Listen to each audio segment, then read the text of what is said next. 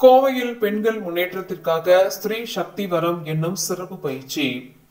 கோவை தெலுங்குபாளையம் பிரிவு பகுதியில் உள்ள வாசவி மித்ரா மஹாலில் ஸ்ரீ சக்தி வரம் என்கின்ற தலைப்பில் பெண்களின் முன்னேற்றத்திற்காக ஒரு நாள் சிறப்பு பயிற்சி வகுப்பு காலை 9 மணி முதல் இரவு 8:30 மணி வரை நடைபெற்றது. இந்த நிகழ்ச்சியில் சிறப்பு விருந்தினராக ஸ்ரீ ஆஷ்ரிதா ஜி கலந்து கொண்டு பெண்களுக்கான சிறப்பு வகுப்புகளை நடத்தினார்.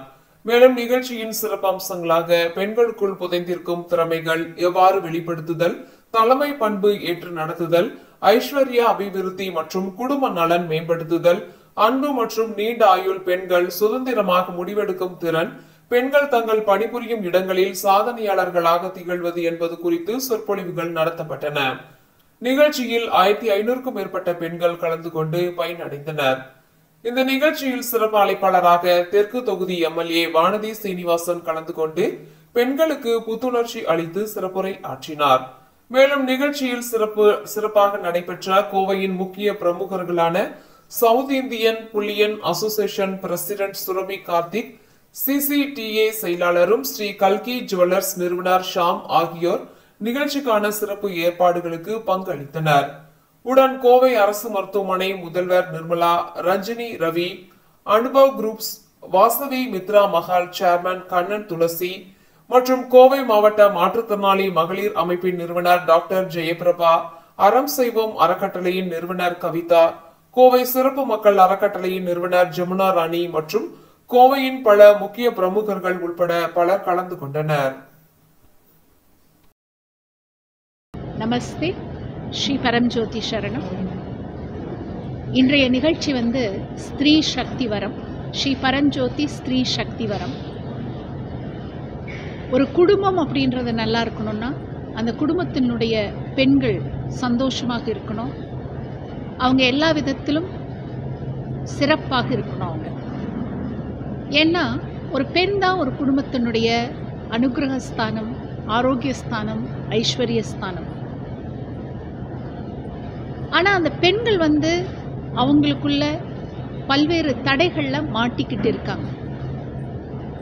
குறிப்பாக பார்த்தீங்கன்னா முடிவெடுக்கும் திறன் என்பது ரொம்ப தேவை. அந்த முடிவெடுக்கிற திறன் கிடையாது.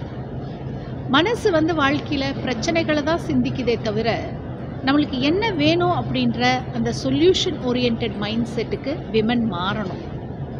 அடுத்ததாக சவால்கள் அப்படின்றது வாழ்க்கையில் இருக்க தான் செய்யும். சவால்கள் இல்லாத வாழ்க்கை சாத்தியம் இல்லை. ஆனால் அந்த சவால்களை சந்திக்கக்கூடிய ஒரு மனோபலம் என்பது ஒரு மனிதனுக்கு தேவை. அடுத்ததாக பார்த்தா வாழ்க்கையில் நம்ம எல்லா விஷயத்துலையுமே ஒரு ஃபோக்கஸ்டாக இருக்கணும். எனக்கு இது வேணும்னு நினச்சா மாத்திரம் போகாது. எப்படி கோழி தன் முட்டை மேலே அடக்காக்குதோ அதுபோல் எனக்கு இது வேணும் அப்படின்னு நம்ம என்ன நினைக்கிறோமோ அந்த காரியத்தை சாதிக்கிறதுல ரொம்ப டீப்பாக நம்ம ஃபோக்கஸ் பண்ண முடியும். எல்லாவற்றுக்கும் மேலாக உப்பில்லா பண்டம் குப்பையிலேன்னு சொல்லுவாங்க. நம்ம ஆசைப்பட்ட மாதிரி வாழ்க்கை அமையணும்னா அந்த தெய்வத்துடைய அனுகிரகம் வேணும் இல்லையா? நம்முடைய குலதெய்வம், நம்ம பெண் தெய்வம் சுவாமி, அந்த பரம்ஜோதியினுடைய அனுகிரகம் நம்ம வாழ்க்கைக்கு வரணும்னா தெய்வத்தோட பந்தப்படணும். தெய்வத்துக்கிட்ட நாம் அந்த பந்தத்திலிருந்து நல்லா பிரார்த்தனை செய்ய நம்மளுக்கு தெரிஞ்சிருக்கணும். இப்படி பெண்கள் அவங்க வாழ்க்கையில் இப்படிப்பட்ட சில திறன்கள் எல்லாம் நிறையவே பெற்று வாழ்க்கையில் அவங்க செழிக்கணும் அப்படின்றதுக்காக தான் இந்த ஸ்திரீ சக்தி வரம் அப்படின்ற நிகழ்ச்சி. பெண்கள் சிறப்பானாங்க அப்படின்னா அந்த குடும்பங்கள் சிறப்பாக இருக்கும்.